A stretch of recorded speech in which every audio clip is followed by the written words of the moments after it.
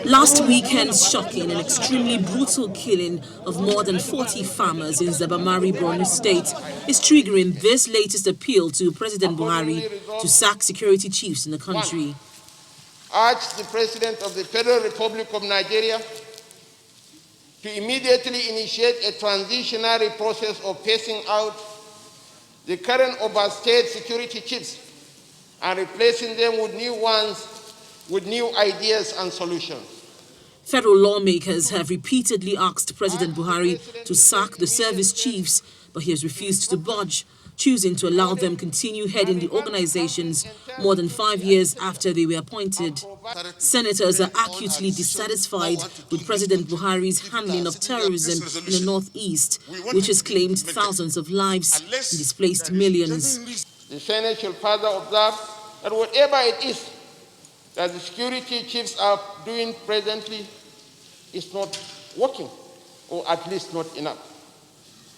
And if the President insists that the security chiefs are doing their work well, then the logical implication of such assumption is that the President, as the constitutional commander-in-chief of the country, has failed in his most rudimentary assignment of securing this nation. I hope this is not the case, and I fervently believe that this is not the case. Protecting the lives and property of citizens is the primary obligation of government, and any government that cannot discharge this basic obligation loses any iota of legitimacy. I can tell you authoritatively that up to now, people in the war front are sharing ammunition. They are not well kitted. Last week, the people came to me here in Abuja to beg me to contribute money so that they will pay the insurgents who say they must pay, if they want to go to their farm and pay, they must pay 1 million. Besides asking President Buhari to sack service chiefs, the Senate approves other recommendations after the debate.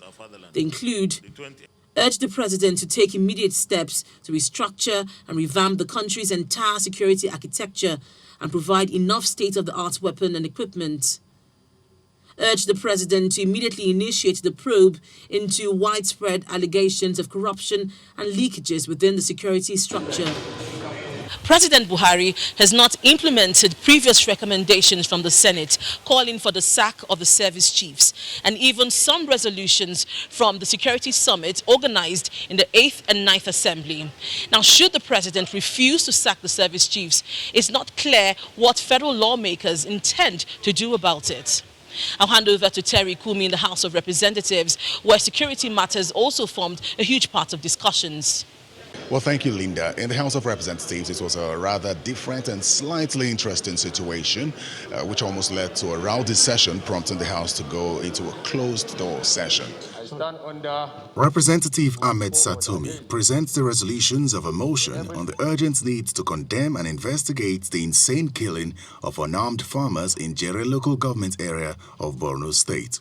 To urge the federal government to declare a state of emergency in the nation's security sector. Condemn the killing of unarmed civilian and farmers of Zabarmari village of Jere Federal Constituency in Borno State by suspected Boko Haram insurgency. Just as the motion is about to be voted on, one of the 9 other sponsors of the motion raises a point of order.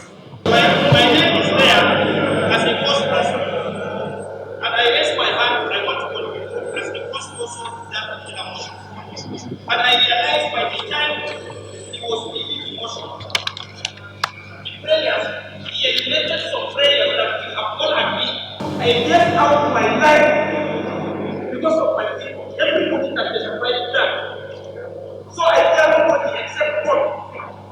The resolution we put is that we are going to invite Mr. President to come and explain. Well, this is an appeal from the chair. Because we are talking about security matters, you and I know that the channel of discussion of security matters such as this will not be to invite the president to come and disclose issues of security and what they are doing. It will be counterproductive The Speaker's appeal does not sail, as some members insist that the amendment to the motion must be taken, and this forces a closed-door session. The leadership of the House should meet Mr. President in the villa to discuss this issue so that they will come back and brief the House. I'm a little disappointed where, and I make it bold to say, well, a lot of this noise and shouting down there, where it's coming from. We all know, and I'm very disappointed. So now I think I will just resolve to executive session and resolve this matter. After about an hour, the doors are flung open and the amendment is taken. My amendment is to invite Mr. President to come to the House to explain the security situation in the country. A date for the president to appear is yet to be announced, and there are concerns that it may not be, especially since this is not the first time that the House of Representatives has passed such a resolution without a given date. Terry Ikumi, Channels Television News.